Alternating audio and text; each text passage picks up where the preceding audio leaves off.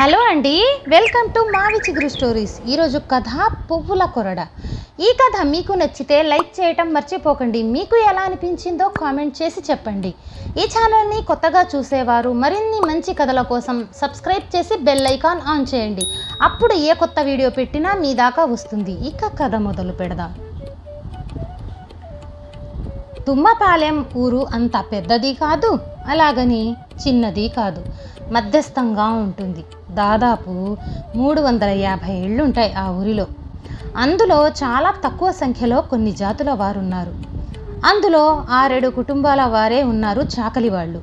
ఈ 6-7 కుటుంబాల చాకలి వారే ఆ ఊరి మురికి బట్టలు ఉతికి బాగు చేస్తూ ఉంటారు. ఇలా బాగు చేస్తున్నందుకు ఏడాదికి ఎన్ని అని చెప్తూ ధాన్యం లెక్కగట్టి ఆ ఊరి ఆయా కుటుంబాల వారు ఇస్తూ ఉంటారు. 6-7 కుటుంబాల వాళ్లే 350 ఇళ్ల మురికి బట్టలు ఉతకటం వలన అహర్నిశలు తీరిక లేకుండా పనిచేస్తూ ఉంటారు. అయినా వీళ్ళ బతుకులకు గడియ తీరదు, గవ్వ మిగలదు అనే సామెత సరిపోతుంది. గవ్వ మిగలని చాకలి వాళ్లలో అసిరిశెట్టి ఒకడు. అసిరిశెట్టి ఈ మధ్య అంటే మొన్ననే తన చిన్న కూతురికి పెళ్లి చేశాడు. సరిగ్గా ఈ పెళ్లి రోజునే తుమ్మపాలెం నాయుడు గారి కూతురికి బంగారంపేట ప్రెసిడెంట్ గారి అబ్బాయికిచ్చి పెళ్లి చేశారు. అసిరిశెట్టి కూతుర్ని తన చెల్లెలు కొడుక్కిచ్చి పెళ్లి చేశాడని బంగారంపేట ప్రెసిడెంట్ గారి అబ్బాయిని తుమ్మపాలెం నాయుడు గారి కూతురికిచ్చి పెళ్లి చేశారని అనడంలో తేడా ఏమంటే అసిరిశెట్టి కూతురి పెళ్లికి అల్లుడే ఖర్చులన్నీ భరాయించాడు. నాయుడు గారి కూతురి పెళ్లికి పెళ్లి ఖర్చులే కాక పెళ్లికి కావలసిన సరుకులు కొన్నట్టే ప్రెసిడెంట్ గారి అబ్బాయిని 60,000 ఇచ్చి కొని తీసుకొచ్చి పెళ్లి చేశారు నాయుడు గారు. అది తేడా.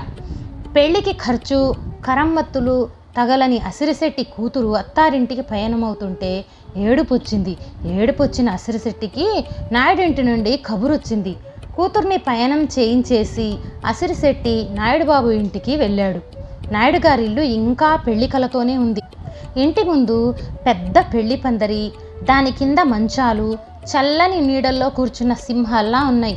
60,000 రూపాయలు దాటి ఖర్చయిపోయినా అరగని రోడ్డు రోలర్లా ఉన్నారు నాయుడు గారు. ఆ పందిరి నీడల్లో సింహాల్లాంటి మంచాల్లో అన్నిటికంటే పెద్దదైన పందిరి కోళ్ల మంచం మీద కూర్చొని పడుకున్నారనొచ్చు ఆయన్ని చూసిన వారు. నాయుడు గారిని చూసిన అసిరిశెట్టి పందిరి కోళ్లని మంచాల్ని చూసి గతుక్కుమని ఆ మంచానికి దూరంగా ఓ వారగా నిలబడ్డాడు. నిలబడిన అసిరిశెట్టిని చూసి నాయుడు గారు, ఏవిరా పెళ్ళి అడావిడి తీరలేదెట్రా నీకు? అలికిడే లేదిటు కాసి? ఇదేటి పెళ్ళిళ్ళు అనుకున్నావా లేదా? లేకపోతే నీ కూతురి పెళ్ళే ముఖ్యం అయిపోయిందా ఏటి అన్నారు. నేదు బాబోయ్, నానే వద్దుమనుకుంటున్నా, ఇంతలోకి మీరే కబురెట్టినారు. కబురెట్టకపోతే నువ్వు వస్తావేమిటిరా? ఏసై కాలం ఎండ ఏడెక్కిపోతాంది గదా, గడప దాటవు నువ్వు అందుకే. అదేవిటి బాబో అలాగంటారు? ఎండేటేంటి వానేటి మాకు. ఇంతలో పెళ్లి కూతురు నాయుడు గారి చెవిలో ఏదో చెప్పటానికి వచ్చింది. పాలపిట్ట రంగు బంగారు అంచు చీరలో మెరిసిపోతుంది. మెరుస్తున్న చీరలో మెరవని పెళ్లి కూతుర్ని మెరిపిస్తున్నాయి నగలు, అలంకారాలు. అసిరిశెట్టి చూశాడు. పెళ్లి కూతురంటే ఇలా ఉండాలి కావాలా అనుకున్నాడు. పెళ్లి కూతురైనా తన కూతుర్ని తలుచుకున్నాడు. ఆమెకి ఈమెకి పోల్చుకున్నాడు. ఎత్తైన భవంతిలో విహరించే రాణిలాగా నాయుడు గారి కూతురు కనిపిస్తే ఆ భవంతి పక్కనున్న పూరి గుడిసెలో నివసించే దాసిదానిలాగా తన కూతురు కనిపించింది. ఇక మరి ఆలోచించలేకపోయాడు. పెళ్లి కూతురు కూడా వెళ్ళిపోయింది. తర్వాత నాయుడు గారు కూడా మంచం మీద నుంచి లేచారు. రారా సెట్టోడా, ఇంట్లోని గొడ్డలి తీసుకెళ్ళి కళ్ళెంలోన ఎండుదక్కులున్నాయి, అవి ముక్కలు చేసి పెళ్ళుగొట్టిరా అని పిలిచి గొడ్డలి ఎక్కడున్నదో చెప్పేసి లోనకెళ్ళిపోయాడు. కళ్ళెంలోకెళ్ళి దుక్కల్ని ముక్కలు చేసి చెక్క పేళ్లన్నీ ఏరుకొని మోపుగట్టి వంటింట్లో పడేసి తువ్వాలు గుట్టదో మొహం మీద చెమటలు తుడుచుకుంటున్న అసిరిశెట్టిని చూసి సేమియా పాయసం రుచి చూస్తున్న నాయిరాలమ్మగారు, ఒరే ఈ సెట్టోడా, మధ్యాహ్నం బేగి రమ్మిరా, వంటలైపోతాయి, వీరపు వారింటికి ఏనాలు కావిడెట్టుకెళ్దు గాని రమ్మిరో అని ఆర్డర్ వేసింది. ఆ ఆర్డర్ వినగానే అసిరిశెట్టి తానా పని అయిపోయిందిరా బాబోయ్ అనుకున్నాడు. ఎండలు మండిపోతున్నాయి. ఇంత ఎండలోన కావిడి బరువుతోటి 7-8 మైళ్ళ దోవ ఉంటాదా ఊరు. వెళ్ళి రావటం అంటే మాటల దేవుణ్ణి తలుచుకున్నాడు. సాకిలోడిగా ఎందుకు పుట్టించావురా దేవుడా, అంతేలే, నేనేమి పాపం చేశాను, ఈ జన్మెత్తినందుకు నాకు ఈ కావిడి ఎత్తక తప్పదు కావాలా అనుకున్నాడు. ఇలా ఆలోచిస్తూ ఇంటికొచ్చాడు. ఇల్లంతా బోసిపోయింది. ఒంటరి వాడైనాడిప్పుడు అసిరిశెట్టి. కూతురి పెళ్లి చేసిన తర్వాత 2 ఏళ్ల కిందట అసిరిశెట్టి పెళ్ళాం పోయింది. బట్టల మూట మోసుకుంటూ వీధిలో వస్తుంటే నాయుడుగా పెద్ద కోడెద్దు రంకెలేసుకొస్తుంది. ఎద్దు కొమ్ములతో కడుపులో పొడిసి పేగులు లాగేసింది. గావుమని అరిసి చచ్చిపోయింది అసిరిశెట్టి పెళ్ళాం. చచ్చిపోయిన శెట్టిదాన్ని చూసి ఏడవకుండా ఉండలేకపోయాడు అసిరిశెట్టి. ఏడుస్తున్న 2 ఆడకూతుళ్ళని ఓదార్చలేకపోయాడు. ఏడుస్తున్న 3 ఊరుకోమన్నారు నాయుడు గారు. శెట్టిదాన్ని ఖననం చేయించేశారు గుట్టు చప్పుడుగా. దినకార్యాలయ్యాక పెద్ద కూతురు అత్తవారింటికి వెళ్ళిపోయింది. ఉన్న చిన్న కూతురుతో ఇన్నాళ్ళు బతుకుతూ బట్టలు ఉతుకుతూ గడుపుకొచ్చాడు. ఇక నుండి ఒంటరే ఎలా బతకటం? బట్టలు ఉతికితే వంట వండుకోలేడు, వండితే బట్టలు ఉతకలేడు. కనుక అసిరిశెట్టికి నాయుడు గారి పెద్ద కోడెద్దు మళ్ళీ రంకెలేస్తే బాగుండనిపించింది. శెట్టిదాన్లాగే తను ఆ ఎద్దు రంకెకు బలైపోతే బాగుండనిపిస్తుంది. అవునంతే కదా. తెల్లారి లేచిన దగ్గర నుంచి రాత్రి పడుకునే వేళ దాకా బదవ తప్పకపోతే ఇక బతుకెందుకు? ఇలాంటి బతుకెందుకని అనుకుంటున్న అసిరిశెట్టికి చావు కూడా ఎందుకో తెలీదు. చావు బతుకుల పరమార్థం తెలియని అసిరిశెట్టికి 5 ఏళ్లకొకసారి వచ్చే ఎలక్షన్లంటే పండగని, ఆ పండగల్లో పెద్దలు తమ దగ్గరకు వస్తారని, సారా పోస్తారని, నోట్లు ఇస్తారని తెలుసు. 5 ఏళ్ల పండగ అంటే ఇంతే తెలుసు తప్ప ఆ పండగ తర్వాత ఆ సదరు పెద్దలు ఏం చేస్తున్నారో, ఆ పండగల రహస్యాలేమిటో అసిరిశెట్టికి తెలీదు. ఎలక్షన్లంటేనే తెలియని అసిరిశెట్టికి ప్రజాస్వామ్యము, సోషలిజం అర్థం కాదు. ఇవేమీ అర్థం కాని అసిరిశెట్టికి స్వాతంత్రం అంటే ఏమిటో కూడా తెలియదనుకోవాలి మనం. స్వాతంత్రం అంటే తెలియని అసిరిశెట్టిని నాయుడు గారు సరిగ్గా మధ్యాహ్నం 2 గంటల వేళ ప్రయాణం కట్టించారు అరిసెల కావడి మీద చీర సారెలు పెట్టి వారి వీరకాళ్ల ఇంటికి. ఈ కావడి మూత తప్పటానికి తనకు జబ్బొచ్చినా బాగున్ను, కాలిరిగిపోయినా బాగున్ను అనుకున్నాడు. పుట్టించినాడనుకుంటున్న దేవుడు ఇలా దయతలచటం తెలీదు. అసిరిశెట్టికి జబ్బు రాలేదు, కాలు విరగలేదు, కాబట్టి కావిడి మూత తప్పలేదు. కావిడి భుజం మీద వేసుకొని సర్దుకుంటున్న అసిరిశెట్టిని, జాగ్రత్త రోయ్, తోవలోనెక్కడైనా పడేసినవు గలవు సామాన్లు, అరిసెలవి లెక్కబెట్టి ఎట్టాను, తక్కువని అన్నారా నీ తొక్కలూడిపోతాయి స్మీ అని నాయిరాలు హెచ్చరించారు. సర్లే, ఆడికి తెల్దేటి సెట్టోడా, ఈరకాడికి ఈ సాయంత్రం అల్లుడు కూతురు ఎలిపోరొస్తారని చెప్పరా ఏటి అన్నాడు నాయుడు గారు. నాయిరాలు అదేటి అని నాయుడిని ప్రశ్నించి సెట్టోడితో, ఒరేయ్, వాళ్ళిద్దరితోటి మరో 6-7 పేరంటాళ్ళు వస్తారని చెప్పురా అంది. ఇలా ఆఖరిసారుగా నాయుడు గారు, నాయిరాలు హెచ్చరికలు కబూర్లు అయిపోయిన తర్వాత అసిరిశెట్టి అరిసెల కావడి ఎత్తుకొని భుజం మీద సర్దుకొని ప్రయాణమయ్యాడు. తుమ్మపాలెం ఊరు నుంచి కుడివైపుగా కొంత దూరాన నాగావళి నది పారుతుంది. దాన్ని దాటి 6-7 మైళ్ళు నడిస్తే బంగారంపేట ఊరొస్తుంది. ఈ మధ్యలో 2-3 ఊళ్ళు తగులుతాయి. తోవలోనే గల ఈ ఊళ్ళల్లో ఒక ఊరిలో అసిరిశెట్టి పెద్ద కూతురుంటుంది. ఎండల్లో కావడి మూత కష్టంగా ఉన్నా పోనీలే, తోవలో కూతురింటికి వెళ్ళొచ్చు, చిన్నదాని పెళ్ళికి కూడా రాలేదు ఎందుకో గాని అని అనుకుంటూ పెద్ద కూతురు గురించి ఆలోచించుకుంటూ తోవలోని ఒక ఊరు దాటిపోయాడు అసిరిశెట్టి. మధ్యలో కొంతమంది తెలిసిన వారు కనిపించి, ఏటి సెట్టోడా, ఇంత ఎండేలా కావిడికి వెళ్తున్నావు ఎక్కడికి అని అడుగుతుంటే, మా నాయుడు బాబు గోరి వీరకాళ్ళింటికి బంగారంపేట అని బదులు చెప్తూ నడుస్తున్నాడు.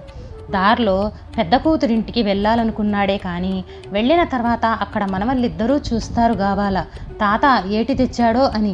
తోవల ఏటైనా కొనుక్కుని తీసుకెళ్లాలా, కొనాలంటే జేబులో పైసా లేదు. తోవల ఖర్చులుంటాయని జేబుకి తెలీదు, పంపించిన బాబుకి తెలీదు. ఖాళీ జేబులు అసిరిశెట్టి అరిసెల కావిడితో ఎలాగైతేనేమి పెద్ద కూతురి ఊరు చేరుకున్నాడు. కూతురింటికి వెళ్ళాడు.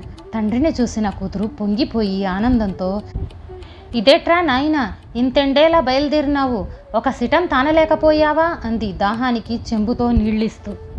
ఎంత ఎండైతే ఏమిటి చేస్తామే కూతురా, నాయుడోలికి ఎండనేదు కదా, పందిరి కింద పందిరి కోళ్ల మంచం మీద చక్కగా తొంగుతారు, మనల్ని ఎండలో తోల్తారు, ఏటి చేస్తాం మరి, వెళ్ళకపోతే తంతారు అని చెప్తూ, అవును గాని సిన్నమ్మి పెళ్ళికి నువ్వు రాలేదేందమ్మి అని అడిగాడు. ఇంతలో అసిరిశెట్టి మనవలిద్దరూ వచ్చారు. తాత తాత తాత తాత అని ఒక్క క్షణం గెంతులేసి తాత మీద ఆడుకుని వెళ్ళిపోయారు. ఉండరయ్యా, టీ తెత్తాను గంగరాజు కొట్టుకాడా అని శెట్టోడు వద్దన్నా వినకుండా వెళ్ళింది కూతురు. మాటల్లో పడిన అసిరిశెట్టి కావిడి చూడటం మర్చిపోయాడు. తాత ఏటీ తేలేదని గ్రహించిన పిల్లలిద్దరూ కావిడి చేరుకున్నారు. అసిరిశెట్టి కావిడి చూశాడు. గుండెలరిసిపోయినాయి.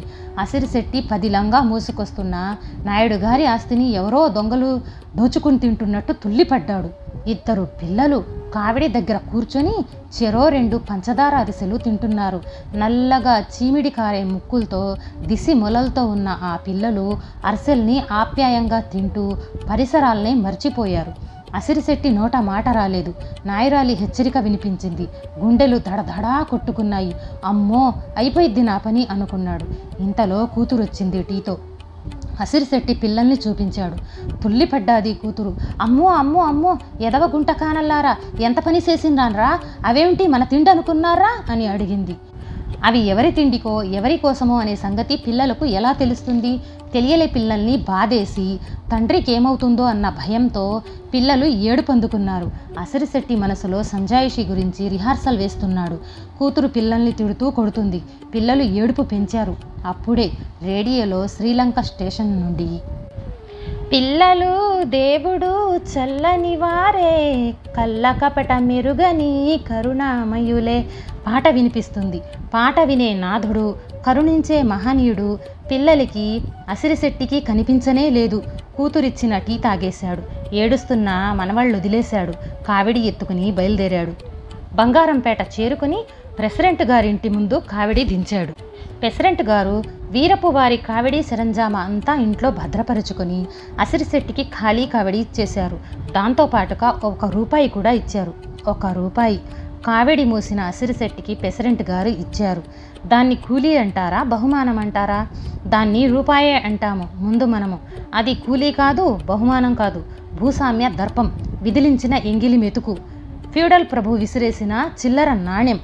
తరతరాలుగా గ్రామాల్లోని చాకిలి, మంగలి, బరికల లాంటి వారు భూమి లేని కూలీ రైతాంగం కంటే హీన స్థితిలో మగ్గుతూ భూస్వామిల ఊడిగం చేస్తున్నారు. వారి కావిడలు మోస్తున్నారు, సవారీలు మోస్తున్నారు, కాళ్ళు పడుతున్నారు, కర్రలు కొడుతున్నారు. అందుకు ప్రతిఫలం ఇదే రూపాయి ఎంగిలి మెతుకు. ఇచ్చిన రూపాయి పుచ్చుకొని వారి వద్ద సెలవు దూసుకొని అసిరిశెట్టి తిరిగి ప్రయాణమయ్యాడు. ప్రతి కార్యక్రమం యొక్క ఫలాఫలాలు వెంటనో తర్వాతనో తప్పకుండా ఉంటాయి. 4 అరిసెల లెక్క తెలియలేదు అని వేధించే మనసుని సరిపెట్టుకున్నాడు అసిరిశెట్టి. పెళ్లి తంతులో ఇచ్చిపుచ్చుకునే సమయాల్లో లెక్కలు ఖచ్చితంగా వెల్లడవుతాయి.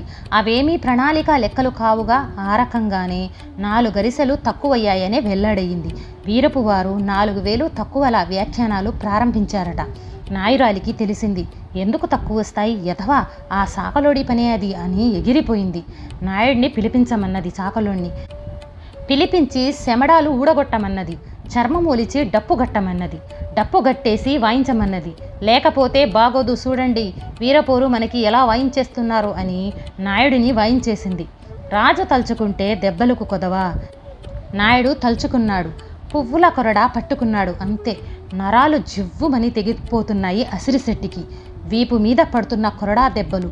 చర్మం చిరిగిపోతుంది. శరీరం మంట పెడుతుంది. కంటి నుండి నీరు ధారాపాతంగా రాగా ఏడుస్తున్నాడు అసిరిశెట్టి. వంటి నుండి రక్తం, చర్మం తెగి కారుతుంది. ఎర్రగా కారుతుంది రక్తం. పువ్వుల కొరడా ఎరుపైపోతుంది. నాయుడు గారి పందిరి కింద గచ్చు మీద ఎర్రటి నెత్తురు మరకలు పడుతున్నాయి. రక్తం, ఎర్రటి రక్తం, సింధూరం లాంటి, తొలి సంధ్య లాంటి రక్తం. నరజాతి చరిత్ర పొడుగున కారుతూ వచ్చిన రక్తం. అవును, చరిత్ర నిండా రక్తమే. ఈ రక్తమే చరిత్రని మార్చింది. నాయుడు గారి కాళ్ల మీద పడ్డాడు. నాయురాలికి దండం పెట్టాడు. జరిగిన పొరపాటంతా చెప్పాడు. ఈ పాలికి తప్పు గైపుచ్చుకోండని బతిమాలాడు. శాంతించమని కోరాడు. రక్తాలు ధారలు. అమ్మ నాయనో అన్న అసిరిశెట్టి ఏడుపు, వేడుకోలు ఏవీ నాయుడిని శాంతింపపరచలేదు. మరింతగా తిడుతూ కొడుతున్నాడు.